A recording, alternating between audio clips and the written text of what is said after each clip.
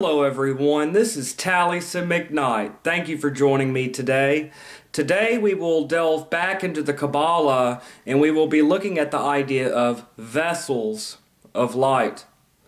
Now this is one of the most basic things in Kabbalah, and yet this is something that you will rarely read about in books. This is so fundamental to the Kabbalah. It's so central. And yet, very few books talk about this. And so either the authors are hiding something, or the authors of this book don't really understand Kabbalah. And I think the latter is the case. Sometimes the authors on Kabbalah, especially a lot of the material you pull up on the internet, a lot of them understand kind of the Kabbalah, but they don't understand the essence. This is very fundamental. And this has to do with the Ein Sof or infinite light. What is Ein Sof or? The Ein Sof or is the light of God. It is, at its most basic, the light of God, the Creator, whatever. So you have Ein, not the absence of things. Then you have Ein Sof, without limit, from which different attributes spring. And then you have Ein Sof or, which could be seen as the energy of God, the infinite light of God. And in the Kabbalah, a kli, the word kli is Hebrew for vessel. So a cup is a kli, a vessel. The plural of which is kelim, vessels. So a vessel is like a cup. You fill a cup with water. So the kelim are vessels or cups of this water. And in the Kabbalah, we are vessels of the infinite light, so that we get filled with the infinite light. And the Sephirot, the Kabbalistic tree of life, these Sephirot, these represent the attributes or qualities of God, and they also represent qualities or attributes within us, inner psychological forces. But these Sephirot are vessels. That's what the Sephirot are. They are vessels, kelim, of the infinite light. Keter, Chokmah, and Binah, Chesed, Gevurah, Tiferet, these are vessels of the infinite light. So how it goes is this. Each one of these is a vessel. Each one of these Sephirot are vessels. And then the infinite light fills them like cups. So the Sephirot are vessels of the infinite light. And Isaac Luria, in Lurianic Kabbalah of the 16th century, the Ari, Rabbi Isaac Luria talked about the shattering of the vessels, or Sephirot. Now these forces exist within the divine, they exist within the cosmos, they also exist within man, so that these could be seen as vessels within us. And the tree of life is also the human body, so that the different Sephirot represent centers of energy in the body, what the Eastern system would call chakras. I am not talking to you right now. So anyways, sorry about that, y'all, it was my phone. So anyways, the Sephirot are centers of energy in the body. And the 22 paths are currents of energy, so that the kelim, the vessels, the Sephirot are simply vessels of the infinite light, exist within the body.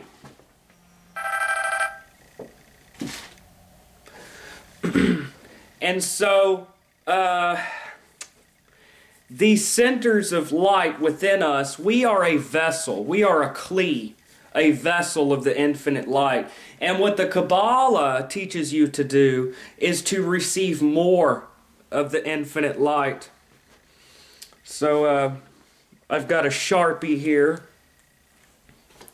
This is fundamental to the Kabbalah. So let's say this is a vessel. Okay? This is a vessel. The idea is that we are the vessel to receive the infinite light, the Ein Sof Or of God. And each one of our chakras, or sephirot on the body, are kelim, vessels of the infinite light.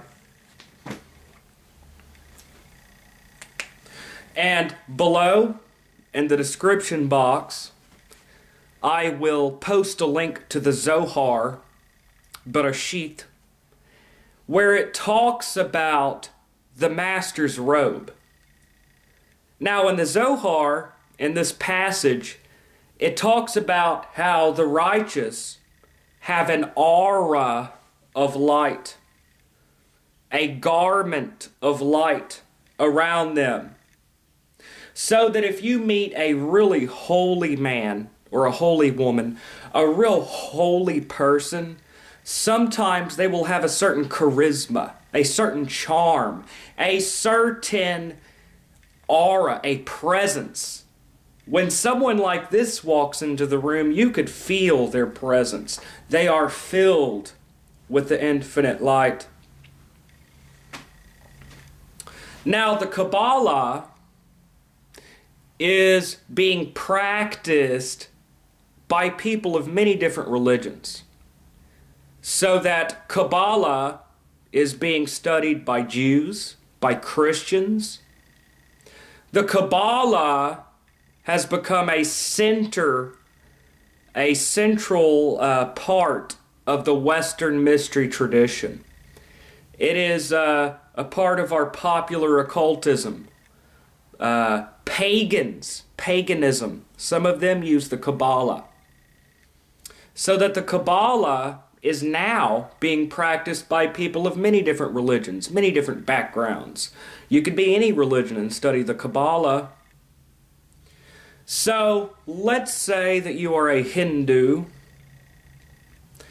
You have Brahman, God. What you call God as a Hindu is Brahman. What a Wiccan would call goddess and God. Whatever religion you are, you need to have a connection with a higher power, because the idea is being filled as a vessel or cup with the infinite light of God. So, in order to be filled like a cup, and my cup runneth over, your soul is a vessel, you are a cup.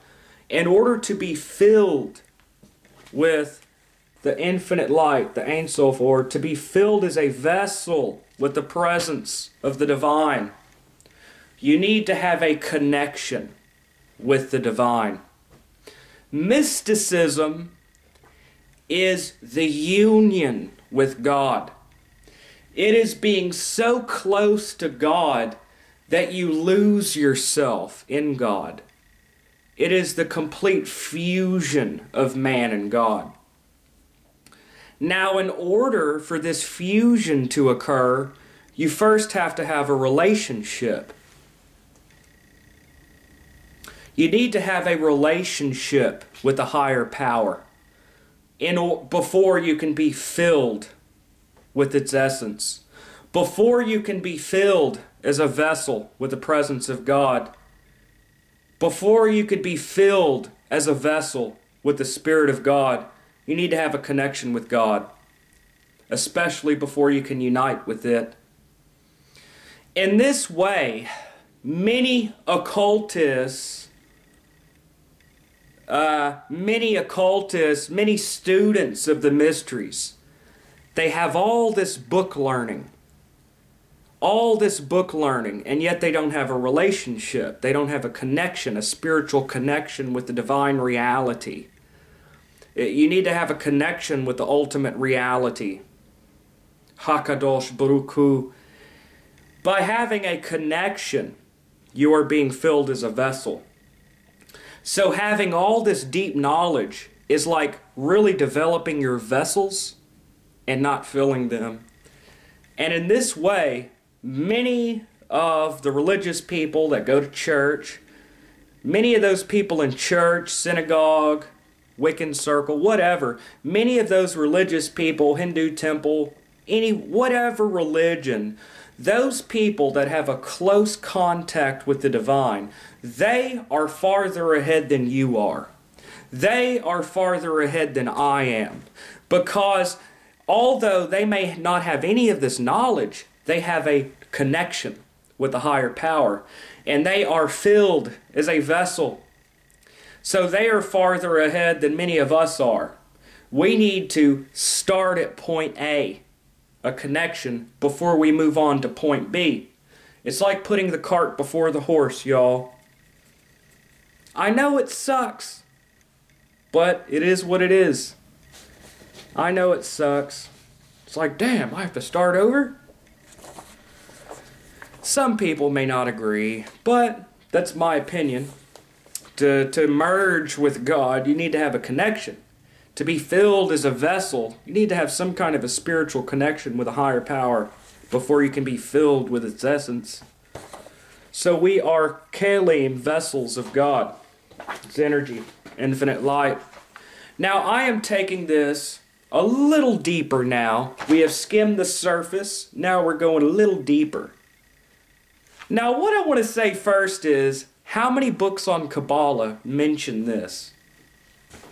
Not many Kabbalists, so-called Kabbalists, talk about this.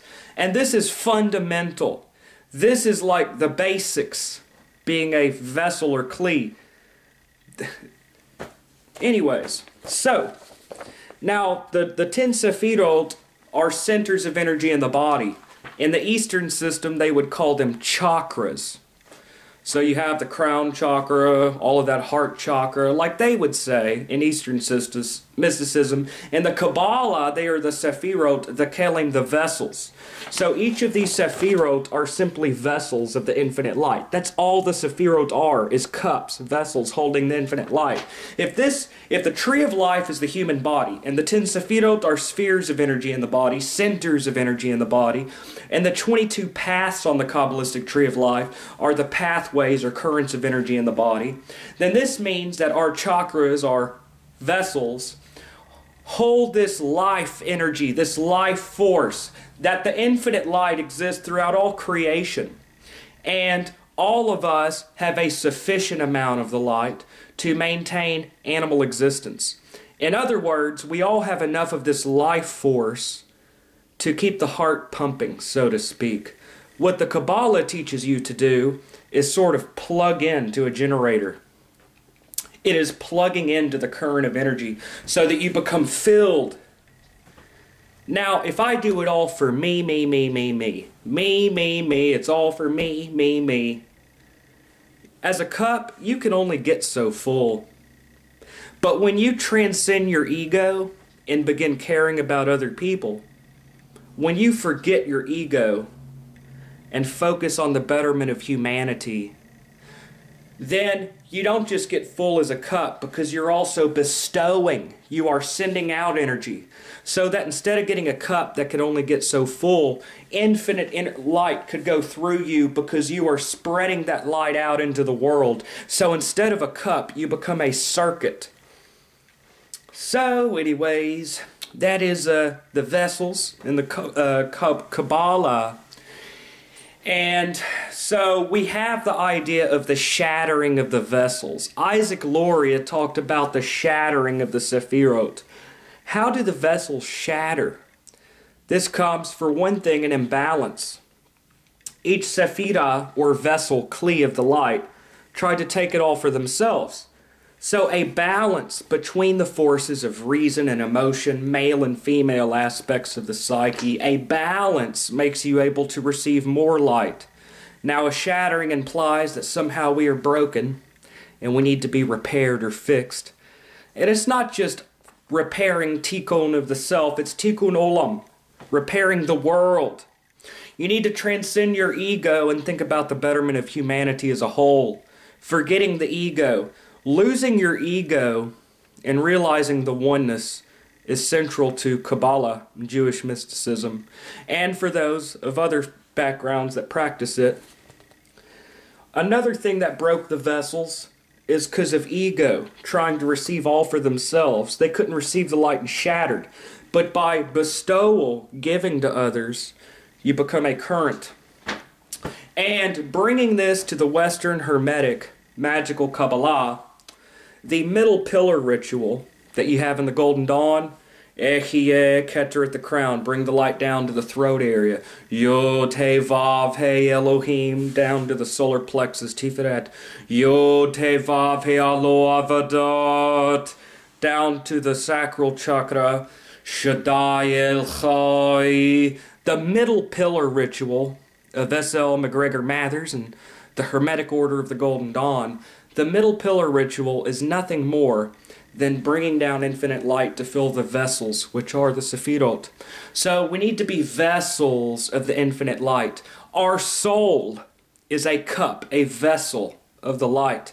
And the Sephirot are vessels of the infinite light. How strange is it that so many books on the Kabbalah don't talk about this? This is so central, the vessels and the light, so central. In fact, there's very little information on the Ein Sof Or out there. Why is that? And a lot of the books out there don't touch these things. And the reason for this, I believe, is because occult authors are simply reading another occult author. So they read all these modern books and then publish their own book. They're just repeating one another. If you really want to get to the Kabbalah, you need to go to the ancient text. You need to read the Zohar. You need to go to the original tradition. And then you see what all these occult books are missing, even the basics, such as the Infinite Light and the Kelim. So anyways, being a vessel, the vessels of light, the Sephirot, and you yourself being a vessel of light, and bestowal to be a current of energy for the infinite light. This is Ein Sof Or and the vessels. Thank you for joining me, and see y'all next time.